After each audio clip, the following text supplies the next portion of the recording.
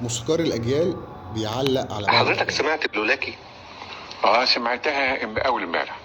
اه. اه نقدر ناخد رأي حضرتك فيها؟ والله تيمة لطيفة يعني كويسة، يعني ما اقولش عليها زي ما قلت لحضرتك ما ارفضهاش ليه. كويسة، لكن زي ما قلت لك كويسة كده في وسط ناس يعني كلهم بيتحركوا ويختلط الحابل بالنابل، ولا نعرفش مين المطرب ومين اللي بيسمع مع بعض كده.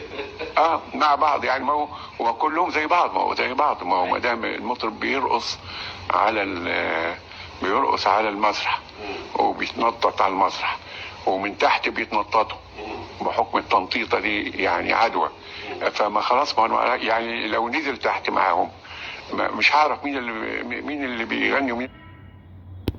تخيل كده معايا بقى، لو الموسيقار محمد عبد الوهاب كان موجود حتى الآن، كان علق وقال إيه على بعض الفنانين أو بعض المطربين؟ كان ممكن يقول إيه؟